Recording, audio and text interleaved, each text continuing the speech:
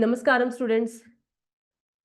हाँ, तो आज मैं आपको ये पढ़ाने वाली हूँ कि अगर किसी कंपनी में कोई डायरेक्टर है, उसको अगर निकालना है तो क्या प्रोसेस फॉलो करना होता है, कैसे उसको रिजाइन करवाते हैं, या तो फिर अगर किसी कंपनी में डायरेक्टर दूसरा अपॉइंट करना है तो कैसे कर सकते हैं, मैं आपको वो बताने वाली हूँ। लेकिन वो समझने के पहले आपको समझना पड़ेगा कि डायरेक्टर होता क्या है, कहाँ पे डायरेक्टर होता है, क्यों करते हैं अपॉइंटमेंट, क्यों करते हैं रेजिग्नेशन, ये सारी चीजें पता होनी चाहिए।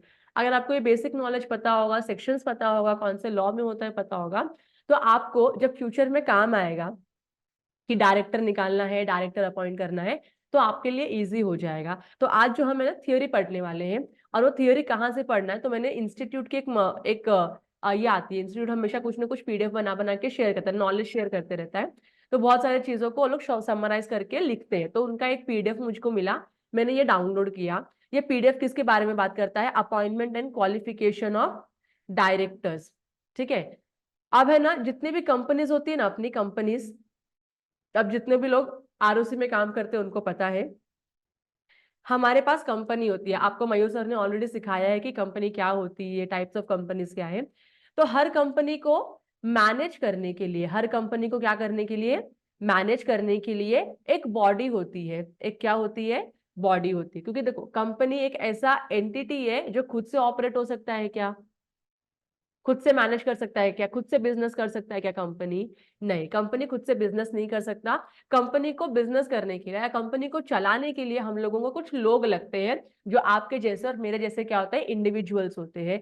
हम इंडिविजुअल लोग क्या करते हैं, मिलके कंपनी के लिए काम करते हैं, बराबर की नहीं? अब जो कंपनी के अफेयर्स को मैनेज करते हैं, कंपनी के अफेयर्स मतलब जो कंपनी के ट्रांजैक्शंस को मैनेज करते हैं, जो कंपनी के ट्रांजैक्शन को सेल करना, परचेस करना, कॉन्ट्रैक्ट में एंटर करना, एम्प्लॉय हायर करना, एम्प्लॉय फायर करना, सैलरी देना, खर्चे करना, इनकम जनरेट करना, ये जो सारे काम होते हैं ना, ये सारे अफेयर्स को मैनेज करने के लिए एक मैनेजिंग बॉडी होती है, मैनेजिंग कमिटी होती है, जिसको कंपनी लॉ में बोर्ड ऑफ डायरेक्टर्स बोलते हैं। क्या बोलते हैं? बोर्ड ऑफ डायरेक्टर्स होते हैं। मतलब इसमें एक डायरेक्टर नहीं है, इसमें एक से ज्यादा डायरेक्टर है जो आपके कंपनी के ऑपरेशंस को मैनेज करते हैं। तो अपनी कंपनी है इलीट गुरुकुल लिमिटेड, बराबर की नहीं? अपनी पब्लिक लिमिटेड कंपनी है elite Gurukul limited. Elite Gurukul limited में 3 डायरेक्टर है। कितने डायरेक्टर है?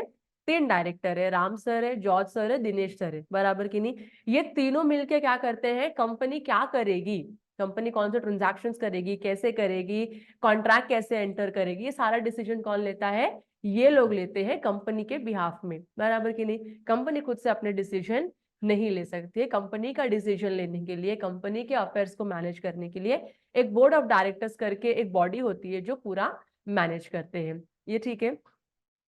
अब उनका क्वालिफिकेशन क्या होता है, मतलब डायरेक्टर कौन बन सकता है किसी भी कंपनी में, वो आपको इस पीडीएफ में पढ़ने मिलेगा। और अगर वो डायरेक्टर है तो उसको अपॉइंट कैसे करते हैं किसी भी कंपनी में। मैं बोल दूं मैं इलिट गुरुकुल की डायरेक्टर हूँ, ऐसे बोलने से मैं डायरेक्टर नहीं होती हूँ। मुझको एक लीगल प्रोसेस फॉलो करके उस कंपनी के बोर्ड ऑफ डायरेक्टर्स में ऐड होना पड़ेगा एज अ डायरेक्टर। ठीक है। तो मेरा अपॉइंटमेंट होगा डायरेक्टर के फॉर्म में, अदरवाइज नहीं होगा। तो ये जो अपॉइंटमेंट है डायरेक्टर्स का, ये हमको कंपनीज एक्ट 2013 में बताया गया, क्योंकि डायरेक्टर कंपनी में होते हैं, इसके लिए हमको ये लॉ फॉलो करना होगा, कंपनीज एक्ट 2013 का। क्लियर है? अब ये इंट्रोडक्शन दिया है कि बोर्ड ऑफ डायरेक्टर्स एग्जैक्टली क्या करते हैं और क्यों होना उनका जरूरी है। अब यहाँ पे ना डायरेक्टर का मतलब क्या होता है वो डिफाइन किया गया है। देखो, कंपनीज लॉ में बहुत सिंपल सिंपल तरीके से उन्होंने डेफिनेशन देके रखा हुआ है। सेक्शन 2 क्लॉज 34 बताता है, director means a director appointed to the board of a company. मतलब अगर कंपनी में 4 लोग हैं, सॉरी अभी अपने एग्जाम्पल में 3 लोग हैं, अब ये 3 लोग क्या है, कंपनी में डायरेक्टर है। आप में से किसी को अगर इन डायरेक्टर्स ने, कंपनी ने अपॉइंट किया एज अ डायरेक्टर कंपनी का, तो आप भी क्या बन जाओगे? डायरेक्टर बन जाओगे। समझ में आ रहा है? तो कोई मीनिंग क्लैरिफाई, क्लियर मीनिंग नहीं है कि डायरेक्टर एग्जैक्टली कौन होता है। उन्होंने क्या बोला?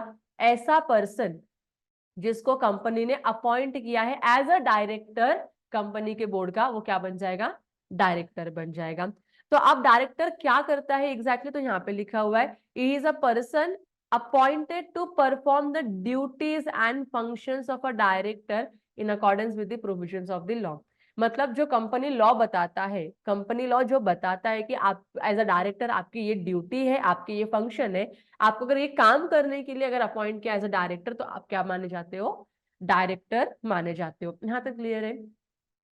इंडिविजुअली हम एक एक पर्सन को बोलते हैं डायरेक्टर, और इन्हीं पर्सन को हम कलेक्टिवली साथ में क्या बोलते हैं, बोर्ड ऑफ डायरेक्टर्स। समझ में आ रहा है। तो अगर आप 4 लोग हो तो आप 4 लोगों को, मुझे अगर हेमांगी को रेफर करना होगा तो Hemangi is a director, Rakhi is a director, Sanket is a director, Snehal is a director, बराबर की नहीं। अब मैं आपको चारों को अगर मुझे एक साथ में कहीं एड्रेस करना होगा तो मैं बोर्ड ऑफ डायरेक्टर्स बोलूंगी, कलेक्टिवली हम आपको बोर्ड ऑफ डायरेक्टर्स बोलते हैं। ये क्लियर हो गया आप लोगों को? गुड।